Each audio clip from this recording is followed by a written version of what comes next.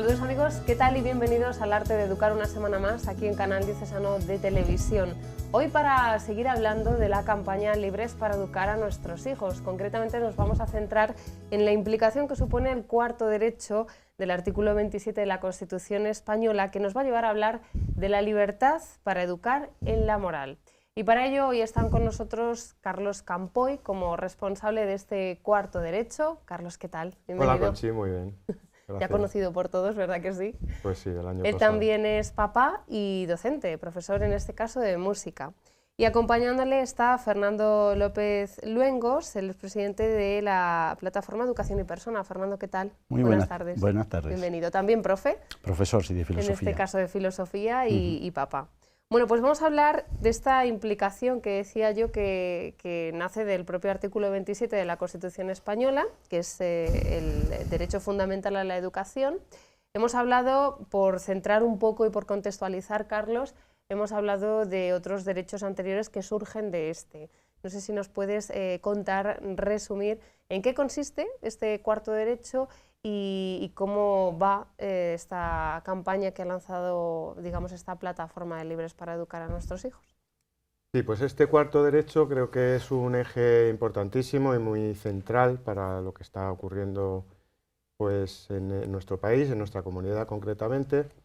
El derecho se enuncia como la libertad de los padres para educar a nuestros hijos de acuerdo con nuestras convicciones morales y religiosas. Es decir, nosotros como padres ya vimos en el eje 1 que tenemos todo el derecho a la educación de nuestros hijos, somos los principales agentes de esa educación y el Estado pues tiene un papel subsidiario.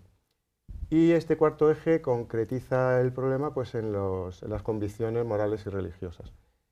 Estas convicciones pues, son nuestras, el derecho lo tenemos nosotros, es decir, la definición de derecho es algo como que tenemos como personas, nadie nos lo otorga, nadie nos lo puede quitar, a menos que venga una dictadura, con lo cual, por medio de la fuerza, pues nos quita los derechos. Pero bueno, estamos hablando de otras cosas, ¿no?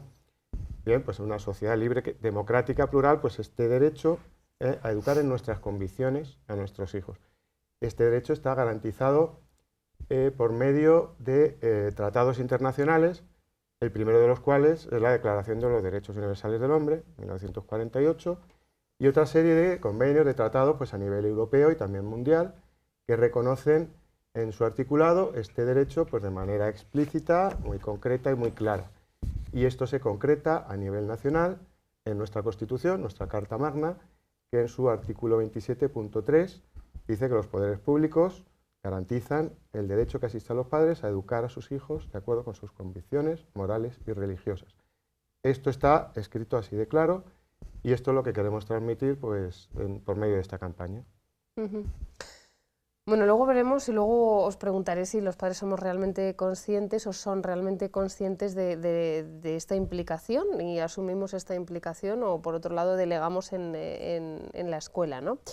Algunos de los prejuicios que, por ejemplo, citáis en la página web de esta plataforma, Libres para Educar a nuestros hijos, que la escuela ha de servir para educar y promover los valores del Estado, es uno de los prejuicios que citáis, que el Estado es el que educa a la ciudadanía y las familias se limitan a colaborar.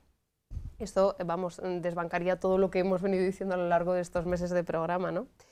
O que la ideología de género responde a una visión del ser humano fruto del progreso y no es más que un avance en la igualdad de derechos y contra la discriminación de personas, por ejemplo, del colectivo LGTBI. En cuanto a los objetivos, por citarlos así rápidamente, pues vosotros venís a decir que de esta implicación que surge de este cuarto derecho, pues la educación ha de transmitir una visión del ser humano completa, coherente y conforme a la verdad y que los padres han de ser los principales actores de su educación, de la educación de sus hijos, particularmente en todo lo referente a lo moral. Esto es que es casi de perogrullo, ¿no? O sea, si nosotros los padres no somos los responsables de conformar esa moralidad en nuestros hijos. Sí, de hecho, es que ahora ha cambiado muchísimo la situación. Desde la época anterior a la LOCSE se daban asignaturas que entraban en cuestiones polémicas. Yo soy profesor de filosofía y he dado toda la vida ética, ahora estoy dando valores éticos, que son materias que se meten en cuestiones comprometidas, ¿no? Pero anteriormente a la LOCSE, en el currículo de asignatura, se ponía explícitamente que tenía que ser esa visión pues una panorámica de sistemas éticos, pero siempre respetando la exquisita neutralidad a que está obligada los poderes del Estado, ¿no? Y también los profesores, ¿no? Pero esto cambió con Educación para la Ciudadanía hace años, se rompió por completo este criterio, ¿no? Porque fue una asignatura que intentaba la construcción moral del alumno. Y ahora, pues con una serie de leyes que hay en España, está también amenazado esto, ¿no? Por eso tiene sentido la plataforma que están moviendo, ¿no? El grupo de Libres para Educar, tiene sentido porque es que ahora está en peligro la libertad de educar a los hijos en las propias convicciones. Porque en nombre del sistema educativo se intentan imponer, tanto a nivel nacional, hay un proyecto de ley en el ámbito nacional que va a intentar meter una ideología de forma obligatoria para alumnos de primaria y de secundaria. Y luego en Castilla-La Mancha en concreto, de forma escandalosa también, se está ensayando un proyecto que con unas excusas buenas, ¿no? Porque se pone siempre una excusa estupenda, que es la igualdad, la tolerancia, el respeto a otras formas de entender la vida, pero detrás de ello, o sea, esto se hace desde una ideología. Entonces, claro, lo que estamos haciendo es entrometernos, o sea, meternos dentro de lo que es la potestad de los padres. El Estado no es quien para meterse en esto, ¿no? Y eso, gracias a Dios, jurídicamente está protegido. Otra cosa es que puede ser un abuso de poder. En concreto ahora el Gobierno de Castilla-La Mancha, planeando esa asignatura, habiéndola redactado como la ha redactado, habiéndoselo encargado a las personas que se lo han encargado, que es de un sector ideológico radical, pues lo que está haciendo es echar por tierra esta libertad de los padres, claro. Bueno, luego te preguntaré, Fernando, si somos conscientes, porque tú has ofrecido a través de Educación y Persona, o sea, como presidente de Educación y Persona, una conferencia sobre esta asignatura en distintos centros y luego veremos si somos conscientes o no, si existe realmente una preocupación o, bueno, como lo dan en el colegio, o tiene que ser bueno sí o sí, o moralmente aceptable. Claro, es que hay un cambio, ya he dicho, antes tú dejabas a tus niños en el colegio y había profesores que adoctrinaban, pero era raro, no tenían más que ir a protestar y aquello se acababa.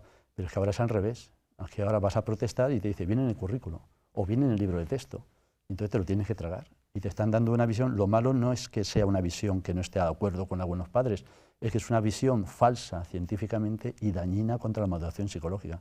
Por lo tanto, el tema es delicado, ¿no? Tiene su controversia. Y entrando en los prejuicios que comentabas antes, porque nos has leído varios prejuicios que aparecen en la plataforma, pues el primer prejuicio es eso, que el Estado eduque a mis hijos con los valores del Estado. Entonces, el Estado no tiene unos valores que transmitir al margen de los valores recogidos en la Constitución, y eso está por ley. Claro. Entonces, el Estado no es quien, porque la educación en estos principios morales y religiosos corresponde a los padres, y el Estado tiene un papel subsidiario y está obligado a garantizar en libertad esta educación en valores de los padres. Es que son dos esquemas contrapuestos. O sea, algunas personas consideran que el Estado, nosotros consideramos que el Estado debe ayudar a los padres en la educación de los hijos, siempre que no saltemos las normas de convivencia de la Constitución, evidentemente. El Estado ayuda, pero el otro modelo es el contrario. Los padres ayudan al Estado en la educación de los hijos. Lo que yo decía antes. Ese es el prejuicio, claro. Entonces, el problema es que los padres están acostumbrados a que el Estado colabore con ellos, entonces dan por hecho que en el centro las cosas se van a hacer bien. Y por supuesto los profesores, yo soy profesor y mis compañeros pues no tienen intenciones ideológicas. En ese sentido, el señor consejero de Educación pues hacía un comentario que no es correcto, nos acusaba de estar acusando a los profesores. En absoluto, yo estoy acusando a usted y al gobierno regional. Los profesores lo único que es obedecer órdenes, pero si el currículo te obliga a transmitir una ideología, pues la mayoría de los profesores es que ni van a haber problemas ni quieren entrar en problemas, no quieren líos.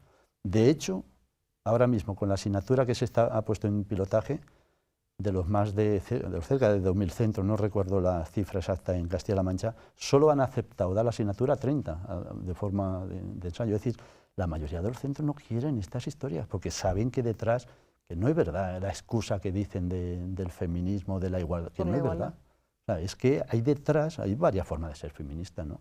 Pero esto sería, bueno, luego si acaso saldrá. Ahora en vísperas pero ciertamente ese es el problema, que ya es el propio Estado o la propia gobierno el que empieza a definir cuál es la moral correcta, cuál es la forma correcta de entender la sexualidad. Y esto va a ser obligatorio y evaluable. Por lo tanto, ciertamente hay motivo pues, para alarmarse, que es lo que hemos hecho nosotros en nuestra asociación o la plataforma Libres para Educar. Claro. Y ante esta situación de que ya en los centros aparezcan asignaturas como esta que estábamos nombrando, ¿pueden los padres elegir la enseñanza moral de sus hijos? Pues con esta asignatura estamos viendo, estudiando, leyendo un poco el currículo, que está pues, a disposición de cualquier persona que quiera acceder a él, pues vemos que hay una dificultad para que los padres, para que un gran sector de los padres de este país, pues va a entrar esta asignatura en contradicción con sus convicciones, porque en los estándares evaluables de esta asignatura hay algunos más o menos explícitos, pero hay algunos muy explícitos. Pues en concreto el tema que tocaba Fernando, pues la concepción acerca de la sexualidad. Pues hay un estándar evaluable que el alumno debe entender que nuestra sexualidad no está condicionada por nuestra biología, sino que es una construcción de la sociedad. Entonces, pues, hay muchos padres que no lo entendemos así. En cambio, un profesor con esta asignatura, si el alumno en un examen le pone yo soy una persona, soy un chico o soy una chica y tengo unos condicionantes por mi anatomía, por mis cromosomas, por mis hormonas, pues el profesor le puede suspender. Y no está diciendo nada raro. Entonces, ahí está el problema, que con esta asignatura estamos viendo limitados y coartados esos derechos que tenemos. Fernando. Nos metemos en la asignatura. Sí, te he visto que ya no, preparabas. La asignatura tiene cosas muy graves. Repito que se formula el título, es estupendo, la igualdad, diversidad, tolerancia. ¿Quién no está a favor de esos tres conceptos? Pero previamente, si esto es tan importante, no se entiende por qué eso hay que hacerlo desde un planteamiento que es radical. Me explico, en el caso del feminismo, 1/3 de la materia, 1/3 entero es sobre el feminismo, pero el feminismo solo de un tipo de feminismo, hay muchos tipos de feminismo. Entonces, en concreto, hay dos visiones concretas, que en este es lo que está ahora en debate. Hay un feminismo que se llama de género y un feminismo de la diferencia. Son opuestos. Los dos buscan lo mismo, la igualdad de la mujer, derechos, o sea, las reivindicaciones históricas de la mujer, ¿no? Pero el feminismo de género considera que cualquier diferencia entre hombre y mujer es negativa, es mala, y eso hay que anularlo, porque nacemos idénticos y es la sociedad la que construye sobre nosotros. Esto es una aberración científica. O sea, nuestro cerebro masculino y femenino es diferente. Desde la 8ª semana de vida fetal, las gónadas masculinas o femeninas condicionan la formación del hipotálamo. El hipotálamo está en el centro del cerebro, es el responsable de la vida emocional, junto con la amígdala, y la vida sexual. Y se configura de maneras diferentes en el hombre y la mujer. Entonces, no es cierto que nazcamos idénticos, no es cierto. El problema que tiene este feminismo de género es que sigue un dogma que no ha movido, que es la frase de Simone de Beauvoir, no nace mujer, sino llegas a serlo, ¿no? Es pues una frase que pues, repite de alguna manera el mismo concepto que su compañero Sartre con el existencialismo. El existencialismo, pues, conoceréis que aboga pues, porque el hombre no tiene naturaleza, sino solo existencia, ¿no? Entonces, tú no naces hombre, sino llegas a serlo, ¿no? Pues lo mismo hace Simone de Beauvoir. Entonces, es cierto, y sobre todo en esa época, que a la mujer se la educaba en unas condiciones que eran penosas. No podía estudiar carreras, no podía hacer muchos puestos de trabajo, se la obligaba, bueno, se la condicionaba, diríamos, toda la sociedad consideraba que tenía que quedarse en casa y hacer unas funciones, ¿no? Es verdad que hay una construcción social. Ahora, no es verdad que todo sea construcción social, porque hay cualidades psicológicas femeninas diferentes a las masculinas. La ideología, o sea, el feminismo de género considera que cualquier diferencia es opresora. Y esto es un esquema que además es una reproducción o es una metástasis de la dialéctica marxista, ¿no? El marxismo es una filosofía hegeliana que contrapone dos opuestos y toda la realidad la considera como oposición de contrarios, ¿no? Pues lo que ha hecho el feminismo es coger ese esquema. Por eso se habla tanto, por ejemplo, una de las cosas de asignatura es de la violencia, pero solo de género, como si fuera la única violencia. Y es curioso porque en datos de delitos de odio en España, tengo las cifras que es pues muy llamativo, ¿no? Hay delitos que tengan que ver con el sexo, el género y la orientación sexual es solo un 21%. El resto, un 32,7%, son delitos de racismo y xenofobia, el 20% de discapacidad, que esto se suele ignorar. Ideológicos un 20%, religión un 4%. ¿por qué la asignatura solo trata la violencia de género?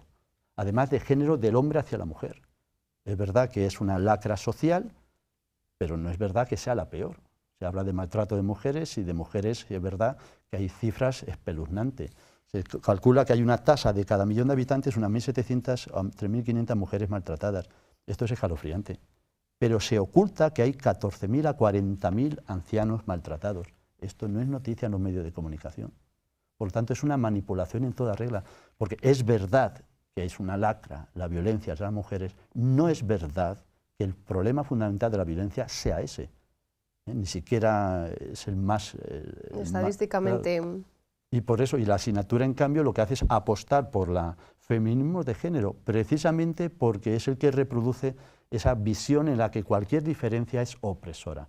Pero, y acabo con esto, hay otro feminismo, el feminismo de la diferencia, que busca la igualdad jurídica de derechos de la mujer, pero dice, pero partimos de cosas diferentes. Nosotras estamos orgullosas de ser mujeres, no tenemos por qué imitar lo masculino. Las características femeninas son diferentes. Y en ese sentido, hombre y mujer son complementarios.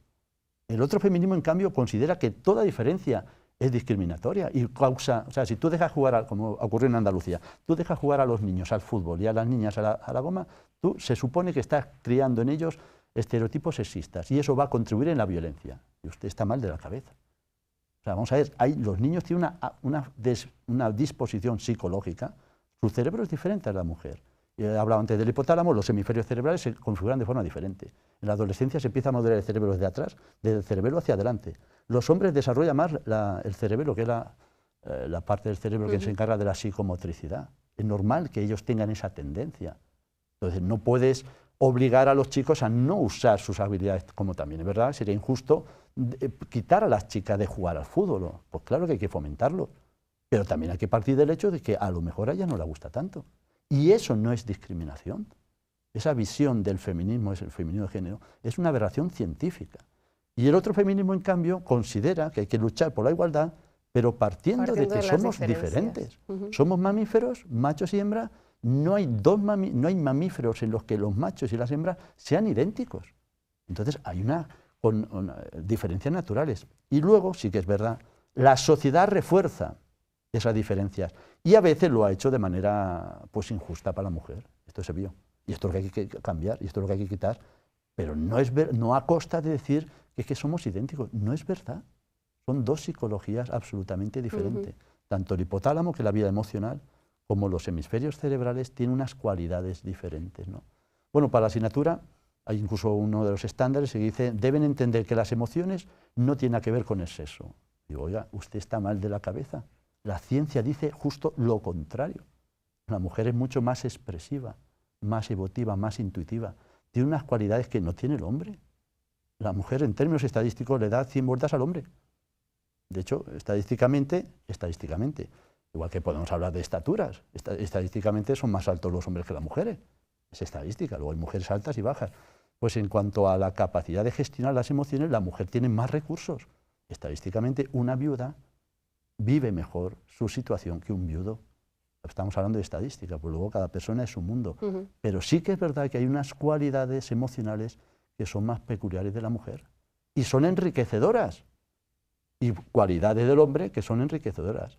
Lo que no se puede hacer es considerar que cualquier diferencia es origen de violencia. Una violencia no es mala por ser de género, es justo lo contrario. El género es malo si lleva a la violencia. Y toda forma de violencia, no solo la de género, no solo la de hombre hacia mujer, una mujer que asesina al varón, también hay casos, son 5 veces menos que el caso al revés, pero hay 10, 12 hombres asesinados todos los años. Eso porque no es noticia.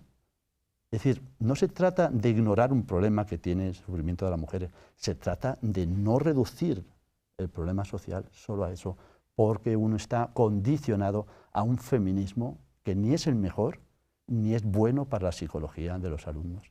Y ese es uno de los aspectos de la asignatura, solo es uno, pero bueno, habrá que... Carlos, no sé de qué me sonaba esto de las diferencias hombre-mujer. Lo estaba recordando yo también. Y femenina, ¿verdad? El año pasado dedicamos varios programas, vinimos aquí por separado, pues hombres casados y por otro lado mujeres casadas y vimos un montón de diferencias de manera de percibir la realidad. Un ejemplo que también citaba Fernando en otra ocasión, cuando llama por teléfono el hijo que está en viaje de estudios, y lo coge el hombre, ¿qué tal, chico? ¿Cómo te va? Bien, vale, cuídate.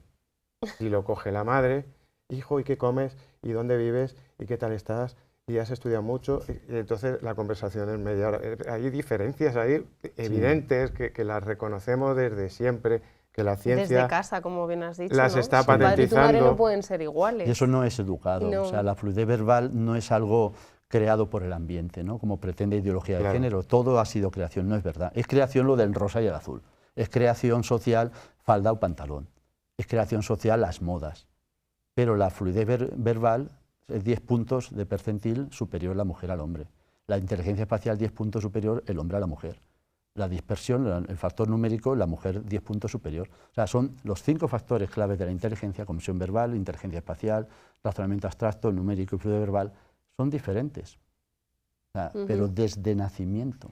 Y eso ya, pues hoy en día, sobre todo esto es triste que suceda, porque es que ahora previamente llevamos unos 20 años en los que la neurociencia está desmadrada. O sea, pues viene a haber unos 2000 artículos de neurociencia al año. 2000 artículos, investigando cada trocito del cerebro cómo funciona en tiempo real, ¿no? Ahora que se está profundizando y descubriendo, y eso es de cerebro de recién nacidos.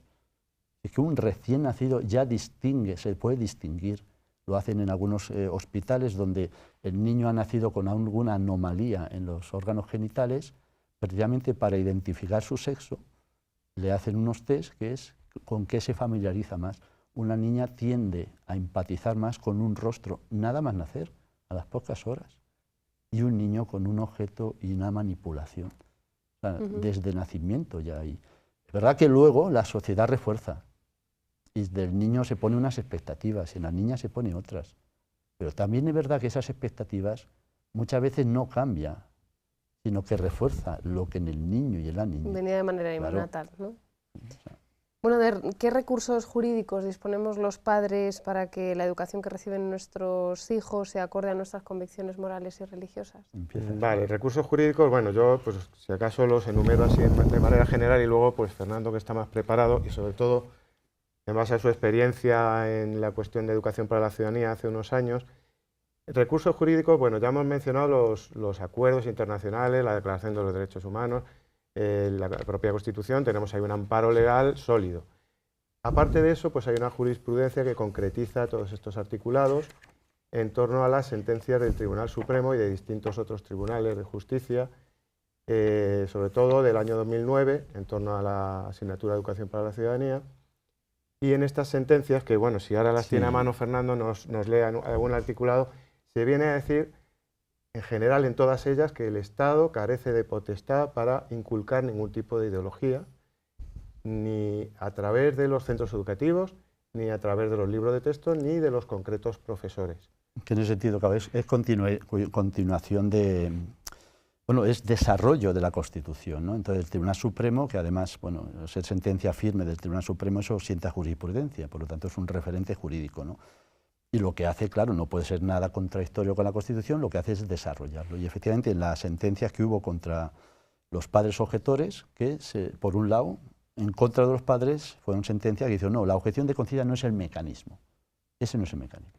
Pero a favor de los padres dijo que no sea esto el mecanismo, que las asignaturas sean obligatorias, no es excusa para que el Estado imponga una visión controvertida. Lo leo textualmente porque esto es una idea, esto deben saberlo los padres, que cuando vean que a su hijo le están dando clase de sexualidad, una persona que no tenga garantías de madurez psicológica o garantías de ser un experto y no adoctrine, pues los padres pueden sacar a su hijo y deben sacar a su hijo de clase. Y si el centro no lo deja, pueden denunciar al profesor o pueden denunciar al centro, ¿no?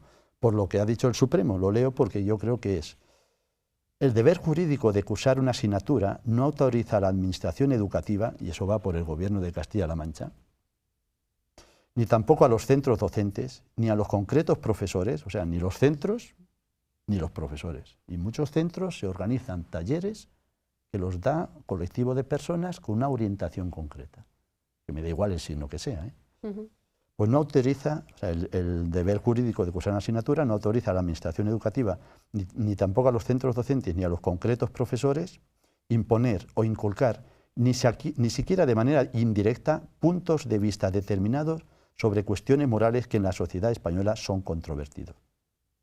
No deben ser pretexto para tratar de persuadir a los alumnos sobre ideas y doctrinas que, independientemente de que estén mejor o peor argumentados, reflejan tomas de posición sobre problemas sobre los que no existe un generalizado consenso moral en la sociedad española. Y antes he puesto un ejemplo. Una cosa es defender la igualdad de la mujer. Eso está protegido por la Constitución, por lo tanto, el Estado está legitimado a transmitir la igualdad. Lo que no está transmitido, legitimado el Estado ni los profesores, es transmitir el concepto de igualdad desde el feminismo de género. Eso va contra la sentencia del Supremo. Por lo tanto, un padre debe oponerse, debe enfrentarse, bueno, en concreto hay que hacerlo de buena manera, no hay por qué ir en plan beligerante, pero sí debe, en primer lugar, cuando llega el principio de curso, pedir, incluso por escrito, que es lo que hemos hecho en una guía, hemos hecho una guía para padres explicando lo que pueden hacer, ¿no?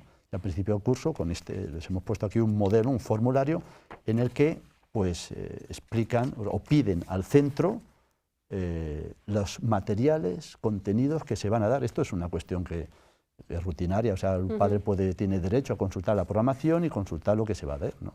Tenemos los profesores obligación de hacer la programación y tiene que estar a disposición de la gente. Bueno, pues lo que en este caso, cuando sospechen los padres que se va a inculcar una ideología, pueden rellenar este formulario para exigir al centro que se les explique lo que se le va a dar. Y si ven que se vulnera esto que ha dicho el Tribunal Supremo, se meten en cuestiones controvertidas como la que mencionaba antes del feminismo. Explicar el feminismo desde la perspectiva de género, que no es la única ni es la mejor. O bien hacer clases sobre lo que debe ser la afectividad con una visión hedonista y no relacionada con el amor, pues el padre lo que puede hacer después de haber presentado esto, si ve que se sigue en ese terreno, pues puede sacar a su hijo de clase y acudir a un juez para demandar o al profesor Es decir, bueno, esto como se puede entender es una situación un poco seria que yo confío en que no se tenga que llegar a eso, ¿no? Pero lo cierto es que ahora mismo el currículo que está en pilotaje es una aberración científica y es una salvajada desde el punto de vista psicológico. Crea graves trastornos a los niños. Bueno, también hay que decirlo porque no solamente por el tema del feminismo, o sea, el problema más gordo de la asignatura no es este asunto que está distorsionado, sino que se pretende la construcción de la personalidad y de la identidad del alumno. O sea, es una asignatura no teórica, sino para construir la personalidad del alumno y su propia identidad. El profesor debe evaluar eso, entrar en la cuestión emocional. Es que en ese sentido es de pena. O sea, lo leo porque creo que es que la gente, si lee el currículum, se tiene que asustar. Dice el currículo, el que está en pilotaje, no está aprobado, pero de momento es el que se está ensayando, apostando porque el logro de sus objetivos promueva en los alumnos cambios que beneficien su proceso de socialización y contribuya a la construcción de su personalidad.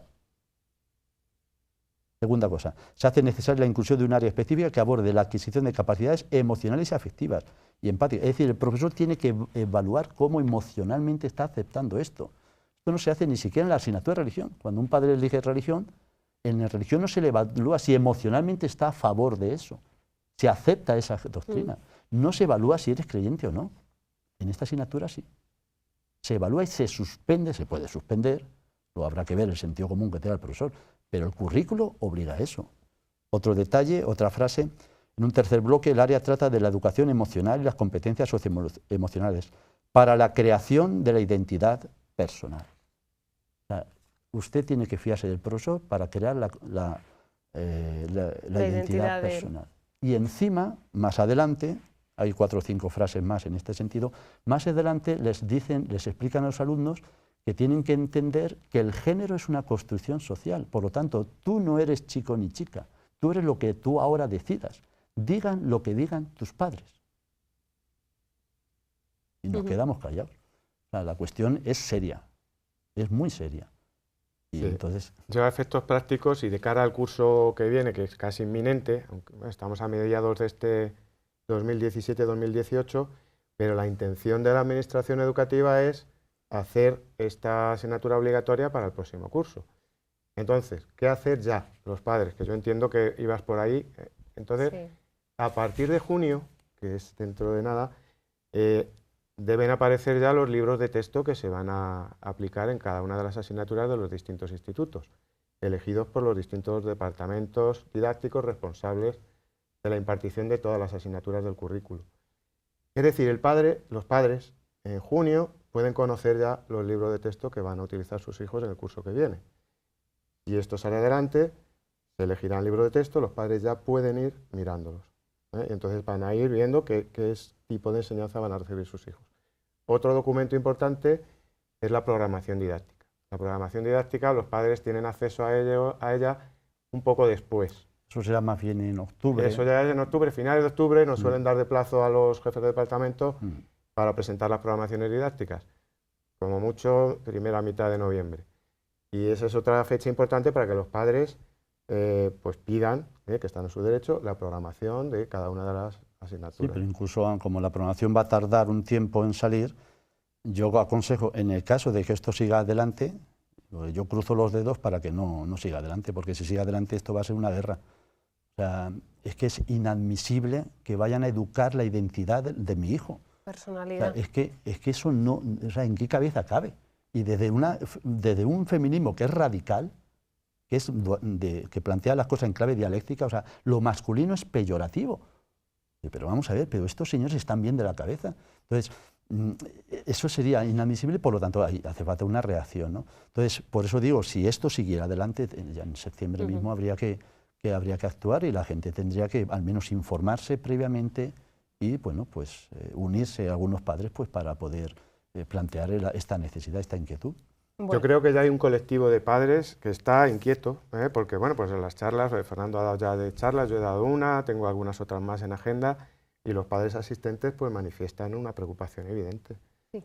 Entonces, pues yo creo que la sensibilización social, que es concretamente uno de los objetivos que teníamos en la plataforma Libres para Educar, se está logrando. Hay un número cada vez más significativo y creciente de padres y madres que están movilizándose, por lo menos en alerta, ¿no? Para ver qué es. Informándose, firmando manifiestos, que ya aprovecho para decir que en la plataforma de la página web tenemos un manifiesto, cualquiera, me imagino que luego podrá aparecer en pantalla, Libres para Educar, pues cualquiera que se meta ahí, el primer apartado de la página web es manifiesto. Lo leen y bueno, pues ya están muchos padres firmándolo y se puede seguir haciendo. De rellenar. Bueno. Vamos a hacer una pausa aquí, dejamos esta primera parte del programa y luego enseguida recuperamos este tema que vemos que da para mucho. Enseguida volvemos.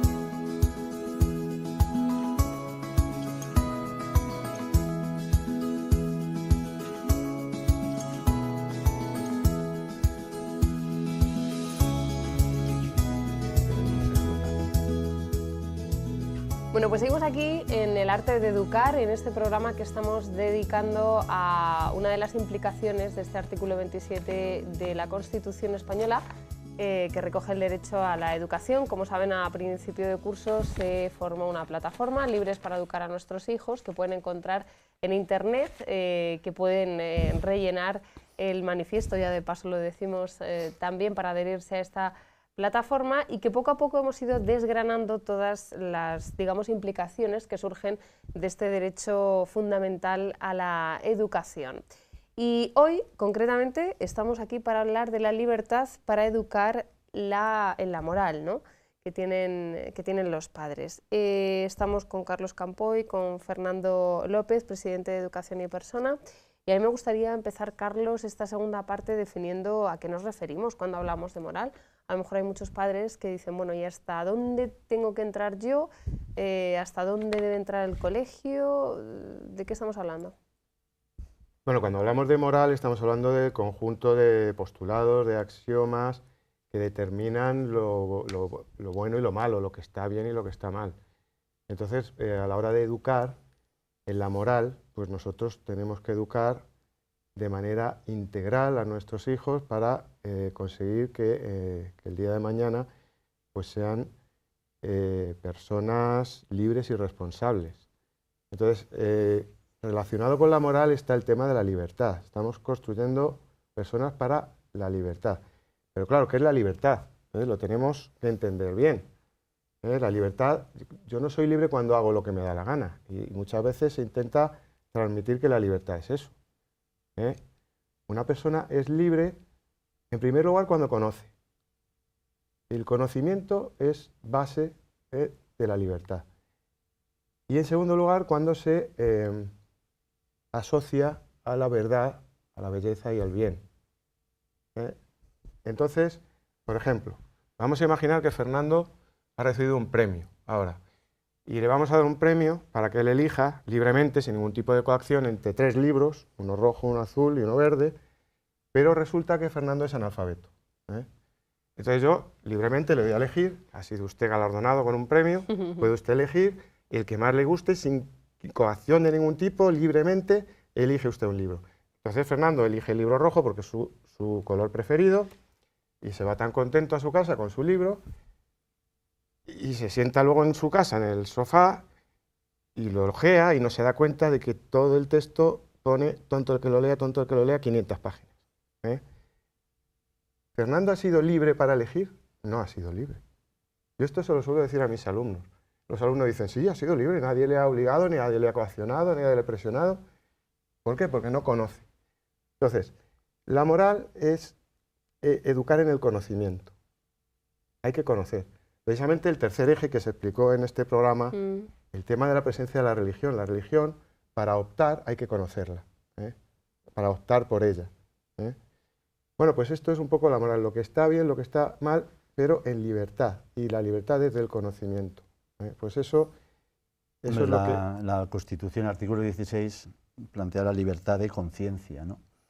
Es un concepto básico. Entonces tenemos derecho a elegir nuestros criterios morales, nuestra visión del mundo, en temas, por ejemplo, de política, en temas de la forma de entender el sistema económico, la forma de entender la ética, cuál es el camino para la felicidad, la forma de entender la identidad personal, la sexualidad, el amor. Todo eso son temas que tienen que ver con la libertad de conciencia, artículo 16, y que tiene que ver con lo que el 27.3 protege respecto de la educación de los padres quieran para sus hijos, ¿no? Entonces esos son los asuntos que en el sistema educativo, lo hemos comentado antes, el sistema educativo, ni el Estado, ni los profesores, ni los centros pueden entrar a orientar al alumno en esos temas. Yo puedo explicar a los alumnos, y debo explicar, el programa de Historia de Filosofía, Tomás de Aquino, Nietzsche, y lo hago con pasión. Pero yo jamás, estoy en un centro público, jamás he adoctrinado a mis alumnos. Yo no les digo, es preferible Tomás de Aquino o es preferible Nietzsche. Eso no es competencia del sistema educativo, ¿no?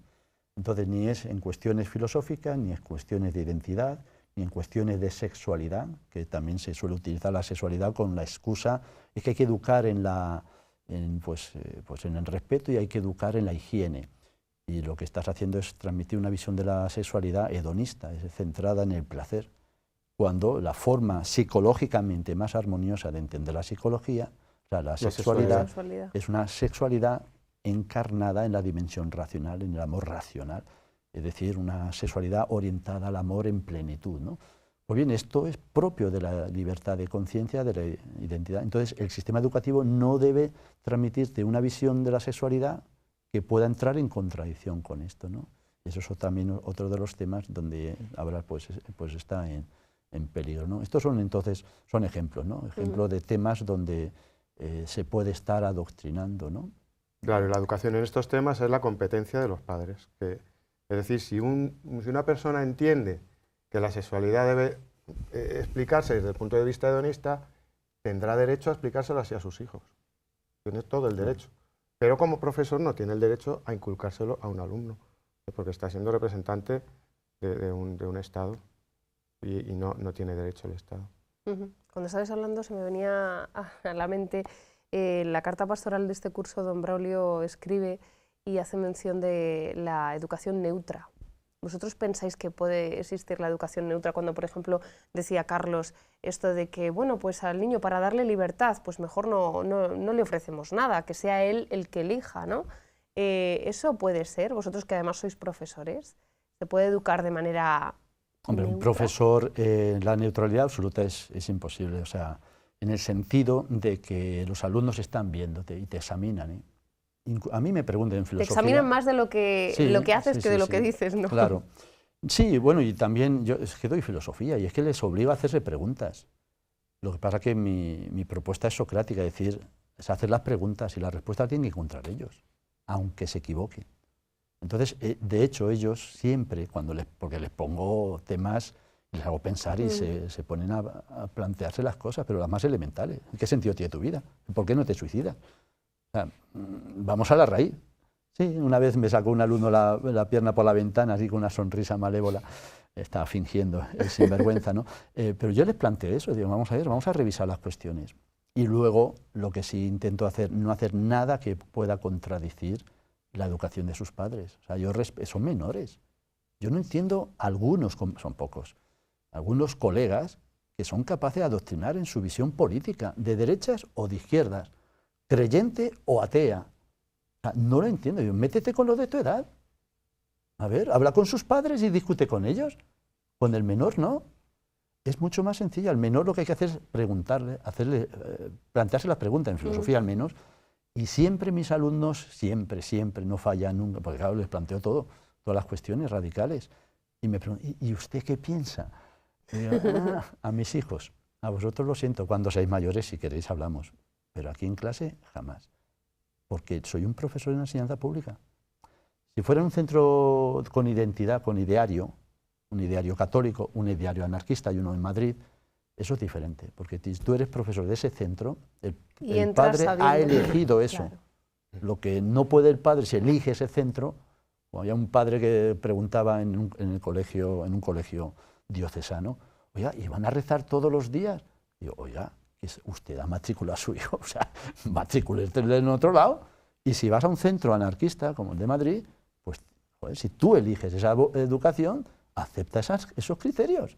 Entonces, ahí el profesor, su libertad de cátedra, está al servicio del ideario, porque lo han contratado con ese objetivo. Y el centro tiene la responsabilidad ante los padres, que por cierto, si en un centro católico se pone esta asignatura, eso entra en abierta contradicción con el ideario, radicalmente, porque el ideario católico tiene una visión de la naturaleza humana que parte de lo natural, como creación y bendición de Dios. Y en cambio la ideología de género suprime lo natural, por lo tanto es diametralmente opuesto. Vale, luego me cuentas qué pasa si esto sale adelante. Tú Mucho estás problema, cruzando sí. los dedos. ¿Qué pasa en los centros concertados si esta asignatura sale definitivamente adelante? Bueno, ha surgido el término, ¿no? Lo acabas de mencionar, el tema de la ideología de género. ¿Qué es? Háblanos de, bueno, pues sus orígenes y de cómo está en estos momentos en nuestro sistema educativo. Sí, en breve segundo. Esto es una conferencia, ¿no? Pero bueno, básicamente ideología de género es una ideología que surge del feminismo, de un feminismo radical, que se puede remontar a la época de Simone de Beauvoir, cuando plantea aquella frase, no nace mujer, te hacen. Y ahí, aunque ella se refería a que el abuso que se hace con la mujer sobre su rol, hay que cambiarlo, y ahí tenía toda la razón. Pero al coger eso como un dogma, se han enquistado, se han quedado bloqueadas este tipo de feminismo, diciendo que no hay naturaleza femenina. Entonces, pues por eso se inventa la palabra género, que viene de la gramática. La gramática género sirve para designar de forma arbitraria, pues si mesa hay que poner el artículo la, o bolígrafo el artículo el, o sea, es masculino o femenino, pero por una cuestión arbitraria. Ese es el concepto de género en gramática.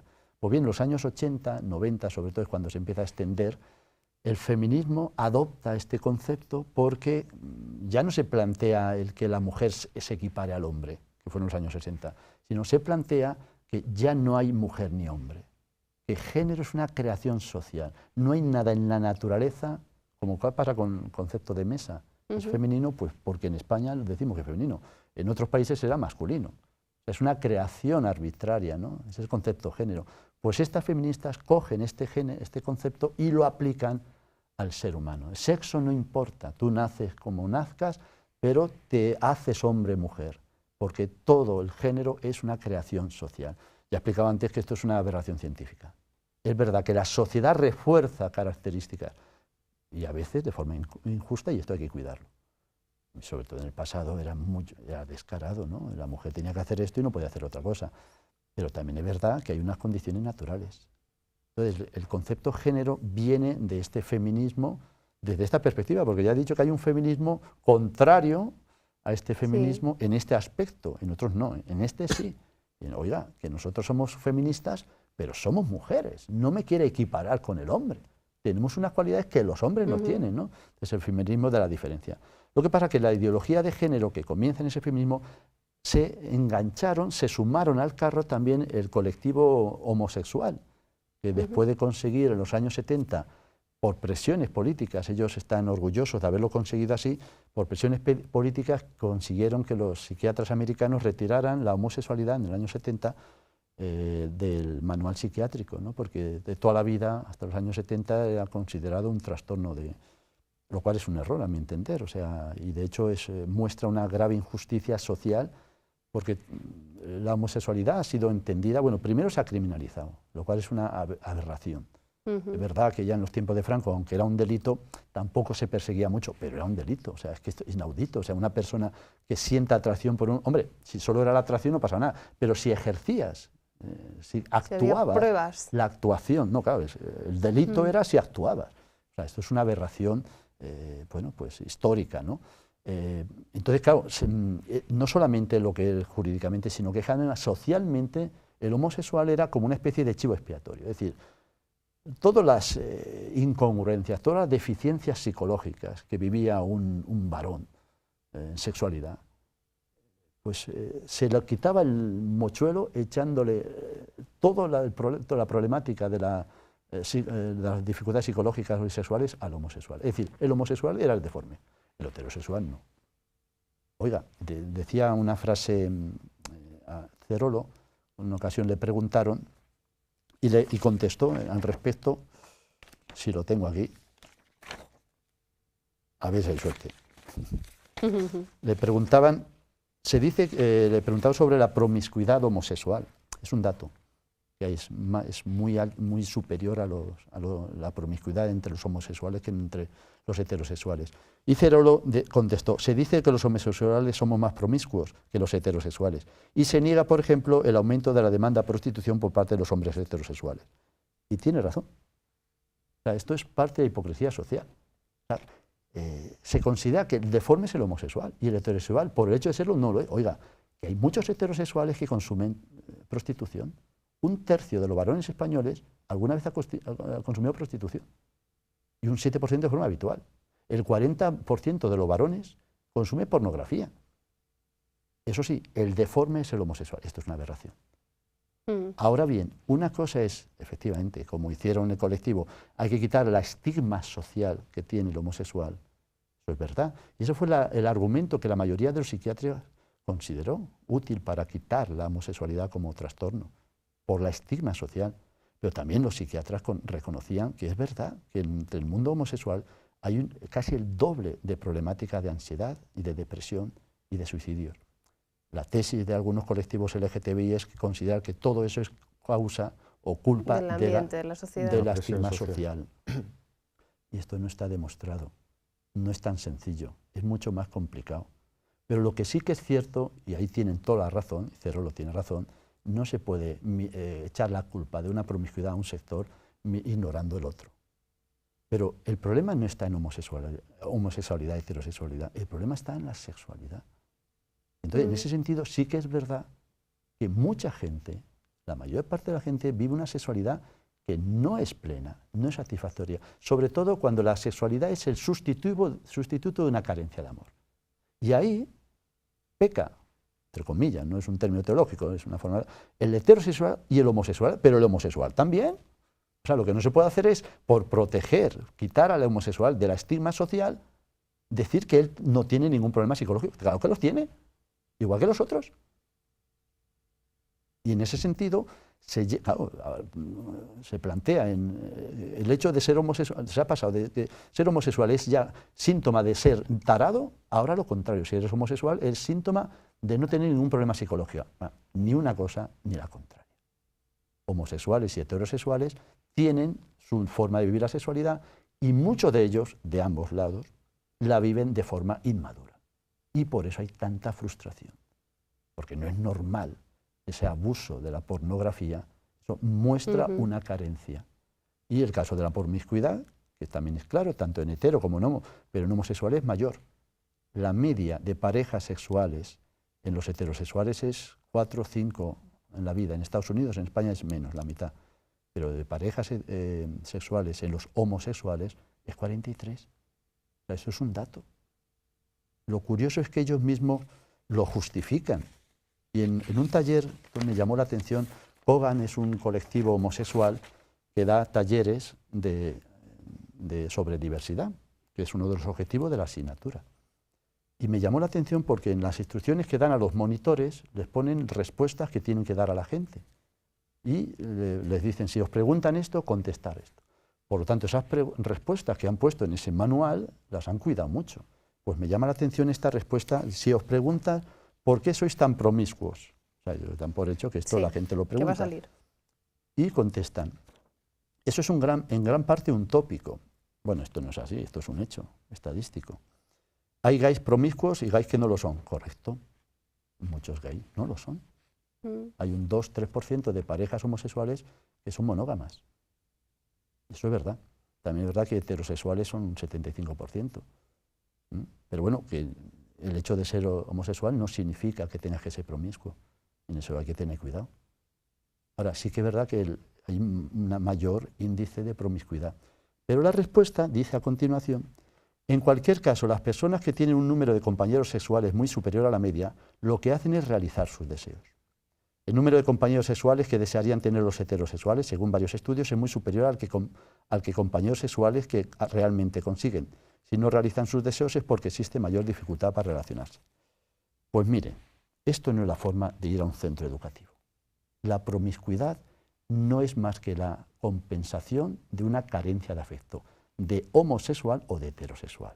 Insisto, no es el problema la homosexualidad, pero la promiscuidad es la forma de intentar aliviar la sensación de falta de unidad, o sea, porque en el acto sexual, cuando es con un consumo rápido, pues es una ilusión de unidad, es una carencia de afectividad. El problema está en la carencia de afectividad, y la carencia de afectividad es un problema que hay que resolver llegando al nivel superior, que es capacidad de amarse a uno mismo. Entonces, si las personas, y aquí no hablo de los homosexuales, que creo que es un error grave que comete la sociedad, si las personas, sean las que sean, no se aman a sí mismas, no pueden amar. Y cuando uno no se ama a sí mismo, no ama. Y si no ama, desea ser amado, de forma ansiosa. El problema no es con cuántos te acuestes, sino qué ansiedad tiene ahí. Es decir, que muestra una deficiencia afectiva. La ansiedad sexual muestra una deficiencia afectiva. Y la deficiencia afectiva solo se supera con la madurez de la persona, que es llegar a la plenitud, que es el amor a sí mismo. Y solo desde el amor a sí mismo puedes amar. Y esto es para homo y hetero. Lo que no se puede hacer es que estos señores dan el taller de sexualidad a los menores por el hecho de ser homosexuales. Oiga, si usted está viviendo una situación de promiscuidad, sea homo o sea hetero, no me parece la forma más coherente, psicológicamente más sana, para explicar a un niño de 13 años, de 14 años, de 15 años, qué es la sexualidad. Lo comparto. En cualquier caso, son temas controvertidos que se meten directamente en la educación que los padres quieren para sus hijos.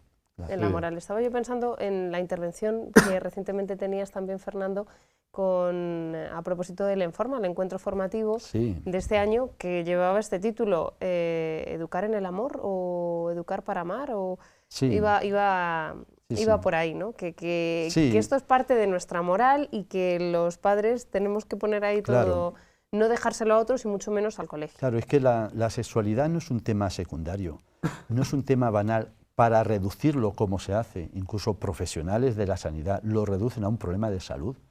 Oiga, la sexualidad es un comportamiento mamífero animal que está integrado en una dimensión superior que es el afecto. Pero es que el afecto, el romanticismo, no es la plenitud. El afecto está integrado en una dimensión superior que es el amor racional. yo no puedo hablar de la sexualidad si no hago referencia a los 3 niveles, porque la estoy deformando. Aunque haga en nombre de la sanidad de España, del SESCAN, vengo a dar una charla sobre educación afectivo-sexual para impedir la enfermedad de transmisión sexual. Oiga, a un niño de tercero de la ESO no le puede usted dar la misma charla que a un chaval de primero de carrera, ni la misma charla que a una prostituta.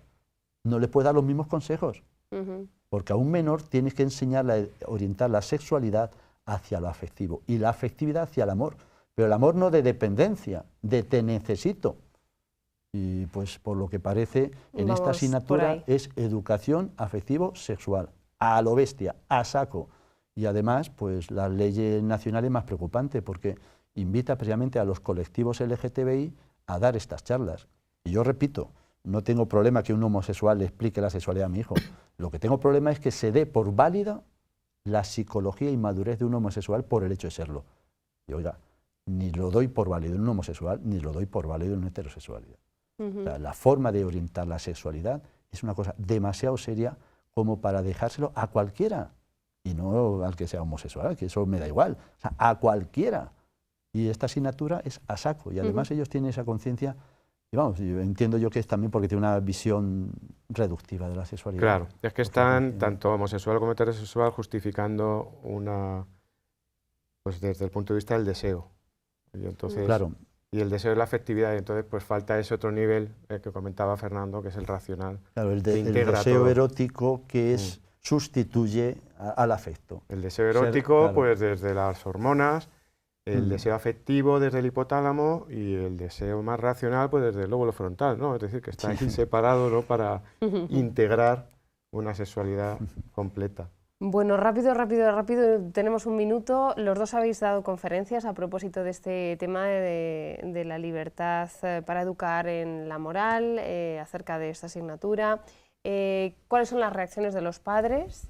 ¿Y qué ocurre o qué ocurrirá si esta asignatura llega a los centros concertados, que también se nos ha quedado por ahí pendiente? Yo he dado solo una charla. Fernando me gana... Pero tienes pendientes algunas. Sí. En la charla que yo he dado, que hubo poca asistencia, pues fue una pena, todos los asistentes pues me abordaron al final de la charla, preocupados, me pidieron guías, que tenemos aquí, repartimos guías educativas, valoraciones de la asignatura, me dijeron cómo podían asociarse, me pidieron dónde estaba el manifiesto ese que había que firmar. Es decir, la inquietud fue generalizada e importante. Por lo tanto... Pues eso, avisamos a quien competa de que aquí hay una respuesta. Hay un problema. Sí. Yo, así rápido, ¿no? Sí, rápido. 10 charlas, ¿no? En varios sitios de la provincia, ahora me están llamando también de fuera, que aunque no tengan esta asignatura, de Soria, por ejemplo, me llamaban de otro sitio de España, porque hay algunos sin concretar. Las reacciones de desconocimiento y de inquietud. Y sobre todo cuando les explicas que el problema no se trata de respetar a esta persona a la otra, que eso es obvio, sino se trata de educar en la afectividad y la sexualidad, pues los padres entienden que es una intromisión. Entonces está habiendo mayor inquietud y de hecho es que están, pues eso, cada vez más charlas, te piden charlas. Las guías que hemos publicado, hemos hecho ya, 9.000 ejemplares, 6.000 ejemplares de guías jurídicas para instrucciones a los padres y 3.000 ejemplares explicando dónde está el adoctrinamiento de la asignatura, ¿no? Lo estamos distribuyendo gratuitamente gracias a la ayuda también de donativos, lo cual quiere decir que se está empezando a mover. Es verdad que en Toledo hemos empezado hace más tiempo, pero también en Cuenca. Bueno, la plataforma vuestra también habéis contactado con Cuenca, con Guadalajara, con las otras provincias. Sí, se han hecho con la diócesis. Van más retrasadas porque se está empezando a mover más tarde, pero vamos, se están empezando ya a mover. Así que la reacción esta es de inquietud y de perplejidad ante lo que nos viene encima. Bueno, pues seguiremos muy atentos, los papás y todos en general, ante esta circunstancia. Carlos Campoy, Fernando López, muchísimas gracias por acompañarnos, se nos agota el tiempo. Gracias por estar aquí. Gracias a ti, Conchi. Y a ustedes, gracias por su compañía y volvemos el lunes que viene. Feliz semana, adiós.